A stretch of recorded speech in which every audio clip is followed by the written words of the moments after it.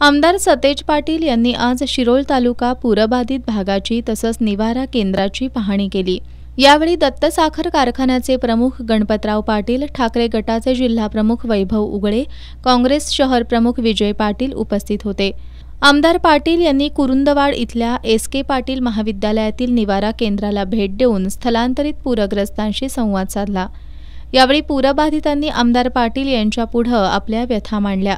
याप्रसंगी दयानंद मालवेकर, राजू आवळे यांनी नुकसान झालेल्या पिकांना 100% नुकसान भरपाई मिळावी, कर्जमाफी व्हावी आदी मागण्या केल्या। यावेळी बोलताना आमदार पाटील यांनी 48 तास आधी प्रशासनानं नागरिकांना महापुराची सूचना देणं आवश्यक होतं असं सांगितलं। सांगली आणि कोल्हापूर जिल्ह्यात आलेल्या महापुरातील पूरग्रस्तांना शासनाकडून सर्वतोपरी मदत मिळत नसल्याचं दिसून येतंय। सरकारनं महापुराला गांभीर्यानं घेतलं नसल्याची टीकाही आमदार सतेज पाटील यांनी केली।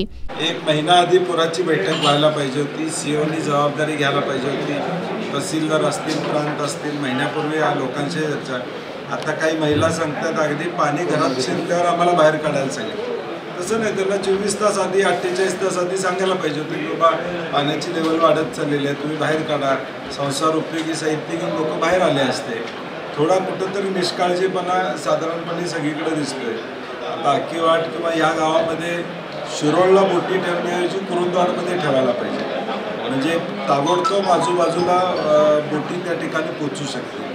महापुराचं संकट आहे, या संकटावर कशा पद्धतीने मदत करायची तो प्रयत्न सरकारकडून होणं अपेक्षित त्या ठिकाणी तो होताना मला दिसत नाही। यावेळी माजी नगराध्यक्ष जयराम पाटील, सुनील चव्हाण, राजू आवळे, बाबासाहेब सावगावे, दयानंद मालवेकर, अभिजित उर्फ बबलू पवार, तानाजी अलासे, उमेश कर्नळे उपस्थित होते।